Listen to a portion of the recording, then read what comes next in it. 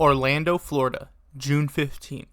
8 players take the stage at the Rosen Shingle Creek Hotel. Rivals of Aether 2 would be a standout tournament at the Fighting Game Championship event. Before discussing the 8 players that made it there, it is time to set the stage. This tournament would mark the return for Marlon. A nearly month-long tournament drought would already be enough to make you miss the competitor. The King of the Meadow was coming into the event hot. The winner of one of the 2 Rivals of Aether 2 Championship Series events, Marlon would enter as the first seed and the one to dominate his peers. There is no need for an introduction for the second seed, CakeAssault. Cake is no stranger to this channel. The winner of Combo Breaker 2025 is coming to the event with a chip on his shoulder.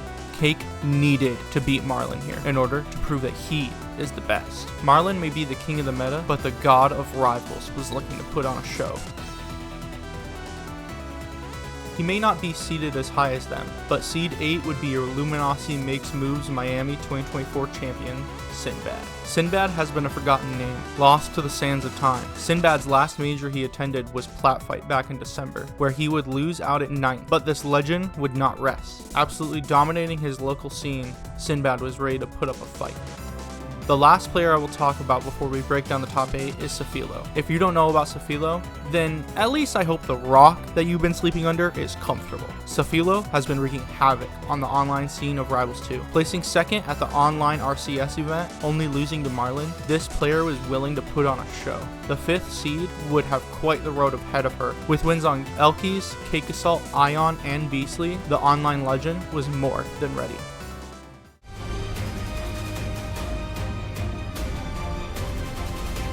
For 8th place, we have Acorn playing against Ant. On the other side, we have Elkies playing against ZB. Let's take a look at Acorn versus Ant.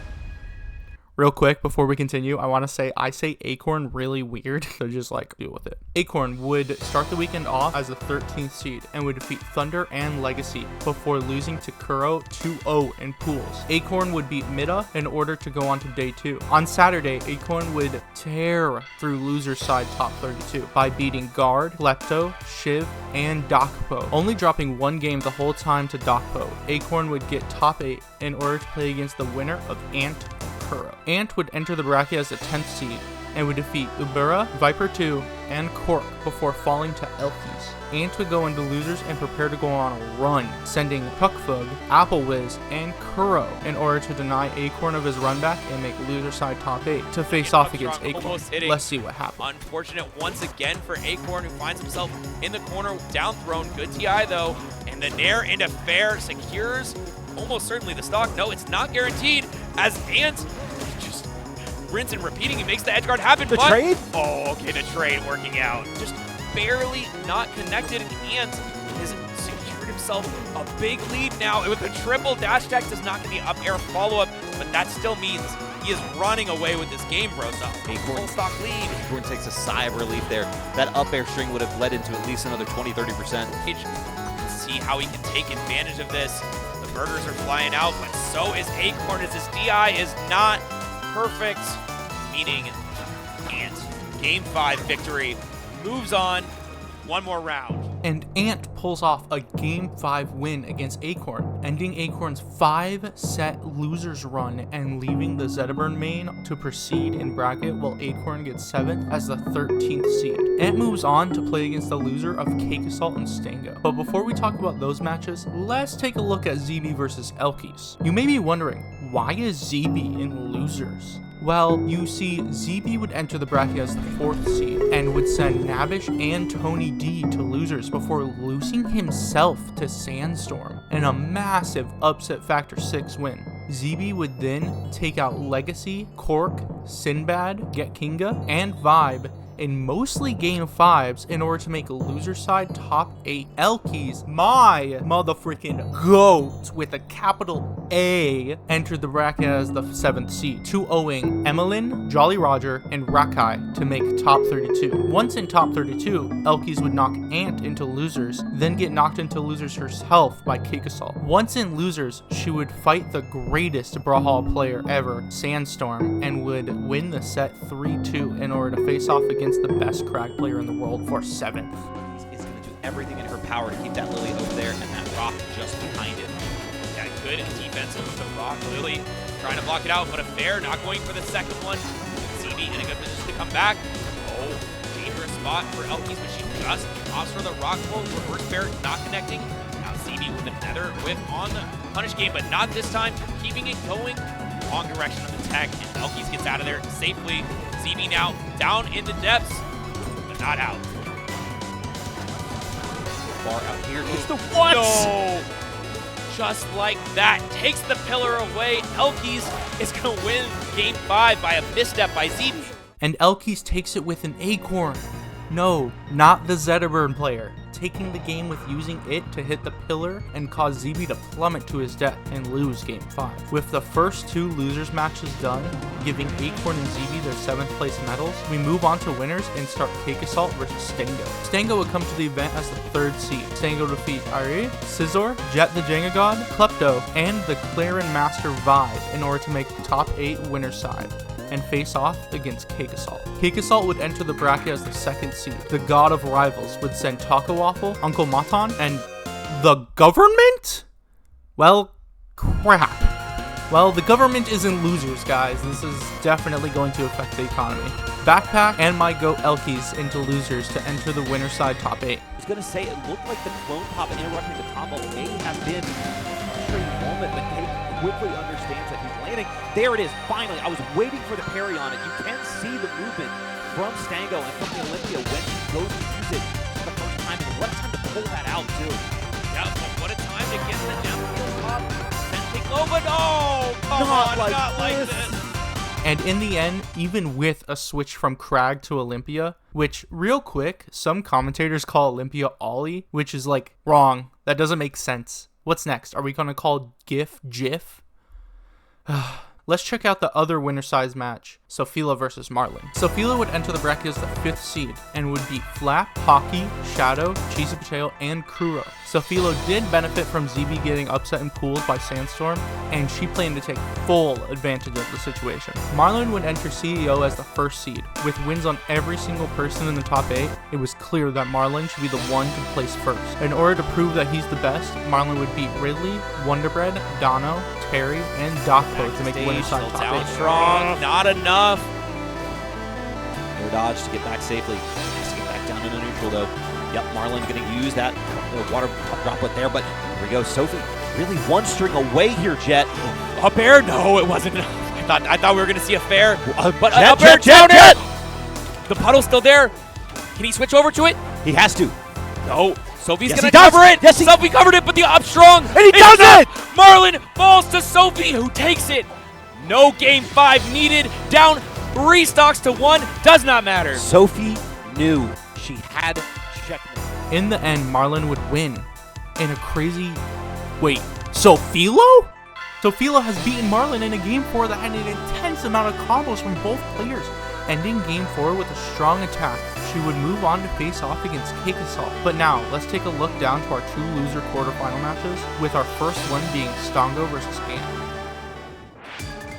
Ant-Man, you are playing on a different level right now. The recognition to use the bear spike that low, do you not realize where you are right now? This is final stage as CEO. You are risking it all, my man. But it's hold on, working out. Stango. He doesn't care either. A down air sets up so low, but it's not enough to get the stock. Ant has another chance at life, and you do not want to give this man multiple chances because he's going to wobble you into oblivion. Whoa, oh no. That couldn't have been an intentional rock pull. Right near there Reverse goes fair. the reverse fair. Yeah. Woo! Okay, we are on last stock Game 5. How many times have we seen this in a row, Brosa? Every single set but one, Jet. This has been a phenomenal top 8 in this match. No other. This is the grab here. Goes for the jab. Doesn't get the up tilt. Not close enough. Nessie's here are working out in Ant's favor, and that's it. Ant has figured it out, and he has moved on. That is Florida in top 5. Look at the pop off. Stango and Ant would go on to Game 5, with Stango pulling out the Crag and Ant sticking out with his black and white Rano. In the end, Ant would close it out and send the 3rd seed out at 5th, and an upset factor 4 win. Now, we switch our focus over to Elkies versus Marlon, who go to play it out also for 5th. He's connected. She's so good with that. Hold the invincible nair. And now Marlon looking to get the grab. Big damage coming out. falling all the way up into the nether grab. The back air, not getting both hits of it, but that means Elkies can re-wrap. And okay, we have the down strong kill. We are on final stock for Elkies. If she can play her game plan, she has a chance to come back into this one, but Marlon has been so consistent. I like the reverse side beam to try to get that extension going. Still keeps pressure in the corner, but the dash attack out is going to be enough. And is now in a really tough situation. Yeah, it's so difficult to come back from here. Marlon able to rinse and repeat this edge guard. See, oh, but the tether gives a little bit of respite for Elkies, but now a miss by Marlon means we are back in the game. Terry on tether on Terry. A little bit of a mix-up, man. Sometimes it just takes a second approach. Down strong into the corner. Elkies doing everything in her power, but those two SDs spell. This would be the first time in Rivals 2 that Marlon and Elkies would face off, and the set would end with Marlon winning 3-0. The king of the meta sending the farthest going Maple home with a 5th place finish, and me crying on Twitter. If Elkies doesn't fucking win, then my script has to get rewritten. Elkies fucking win. Please, goddammit. Now, we head over to our winner's side to see Sophilo versus CakeAssault, the up-and-comer who has been making waves online against the man who holds an iron grip on the Rivals of Aether scene.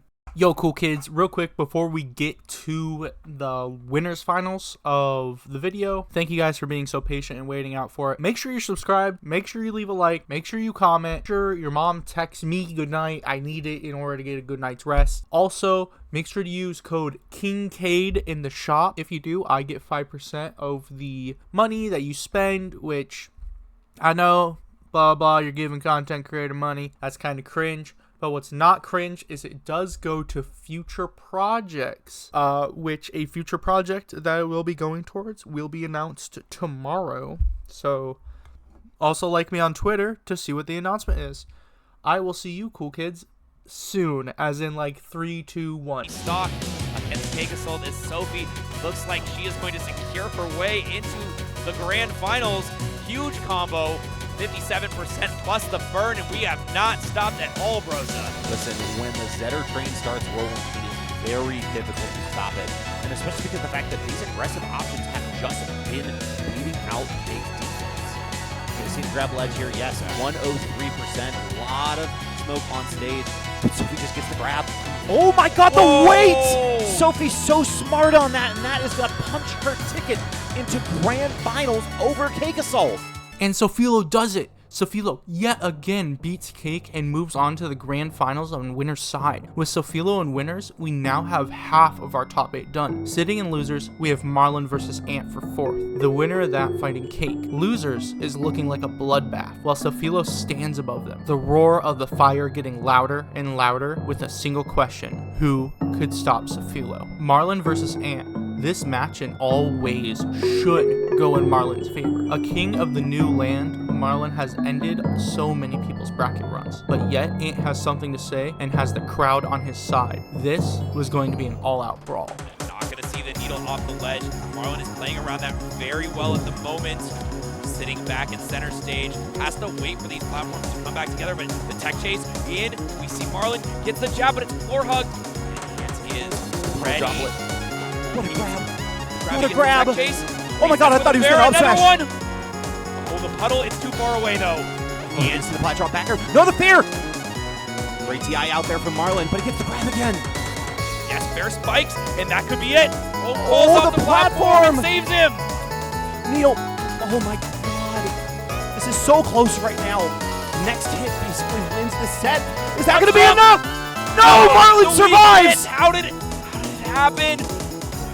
And still just needs but the reverse fair! And beats Marlon in front of the home crowd into losers finals we go! What an incredible top 8 here at CEO. Jet is at a loss for words. I am almost at a loss for voice. Oh, and Marlon is out of this tournament at 4th. And there we have it. First seed Marlon falls to 10th seed Ant in an upset factor 6 win. After defeating the king of rivals, Ant would move on to fight off against the god of the game, CakeAssault. Not only would the loser of this match get 3rd, but the winner would have a chance to fight Sophilo. Cake's using that rising fair here. Runs out on the platform, uses it again. Ooh. Yep, rising fair once again is the answer. This could be it. Very few resources. Down air is just going to be enough. And CakeAssault finds that edge guard, puts Ant into the grave, and avoids the deciding Game 5. After a Game 4 on Air Armada, Cake would land a dare to send Ant to the bottom blast zone and home with a bronze medal. Now, we enter the Grand Finals match of CEO 2025. CakeAssault, the god of rivals, the man with the power to change the tides, already powered up from entering losers, activating his loser bracket Cake strength as he approaches the non-believer, the playwright, the woman who is set out to go against the script and change the way people think about our kings, our gods. Both players would pick up their controllers and only one would go home with the gold. Upbeat to cover you a little bit. Down air. Ooh, perfect angle. Yeah. Oh, but Sophie is the one with the advantage state. It's also one interaction from death for Cake. You mess up one time edge guarding Zetter, and suddenly they turn the pressure around on you using Cake isn't the big dog anymore. Had to air dodge away there. Still should be able to continue this run. Double shine. That's another stock. 5 left, Jet. But you still need another hit. Oh, reverse bear. The lingering hitbox hits, but step back. Yeah, that'll do it. Then that time the floor hug is going to work for Cake, but just a forward row lit up on fire and push away and just meets her out there. That's going to be a stock. Clean it up. See, goes for the down air. Needs one more rinse and repeat.